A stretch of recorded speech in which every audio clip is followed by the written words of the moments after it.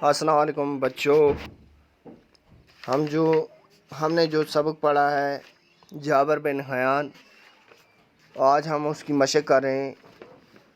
پہلے 9 سوال ہم نے کیے ہیں، اب آگے کے سوال ہم کریں گے۔ تو سوال ہے بچوں، ذیل کے محاوروں کو جملوں میں استعمال کیجیے۔ پہلا ہے فکر لاحق ہونا۔ بچوں، فکر لاحق ہونا یعنی اندیشہ ہونا، احتمال ہونا، فکر ہونا، یہ اس کے معنی۔ اب اس کا جملہ ہم بنائیں گے۔ حیان کو یہ فکر لاحق ہوئی۔ بچوں، یہ آپ اپنی نوٹ بک پر لکھیں گے اس کا جملہ۔ حیان کو یہ فکر لاحق ہوئی کہ اب ان کا کیا ہوگا۔ اب دوسرا ہے بوجھ پڑھنا۔ بوجھ پڑھنے کا جملہ آپ لکھیں گے، باپ کے مرنے کے بعد جابر کی دیکھ بھال اور پڑھائی کا ان کی ماں پر سارا بوجھ آن پڑا۔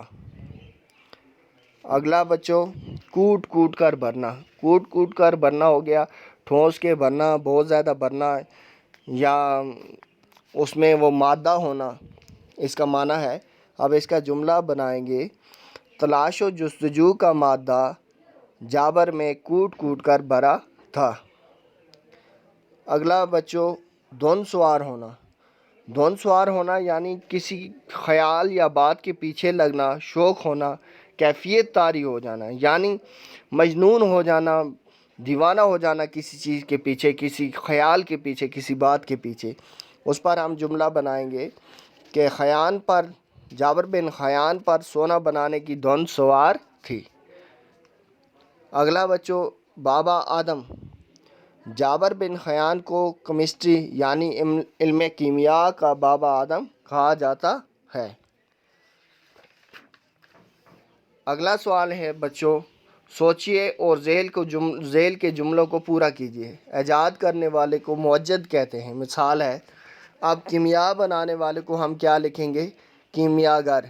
عطر بیچنے والے کو عطار کہیں گے۔ صبر کرنے والے کو صابر۔ رنگنے والے کو رنگ ساز بھی کہہ سکتے ہیں، مصور بھی کہہ سکتے ہیں۔ مصور تصویریں بناتا ہے، رنگ ساز وہ ہوتا ہے جو دیواروں پر رنگ لگاتا ہے۔ شیشہ بنانے والے کو شیشہ گر کہتے ہیں۔ لوہے کے اوزار بنانے والے کو ہم لوہار کہتے ہیں۔ پڑھانے والے کو استاد یا معلم بھی کہا جاتا ہے۔ علم حاصل کرنے والے کو طالب علم کہتے ہیں۔ تو بچوں، ہمارا یہ آج کا سبق اختتام کو پہنچا۔ انشاءاللہ نیکسٹ ویڈیو میں ہم اگلا سبق ہا کے وطن پڑھیں گے۔ تب تک کے لیے اللہ حافظ۔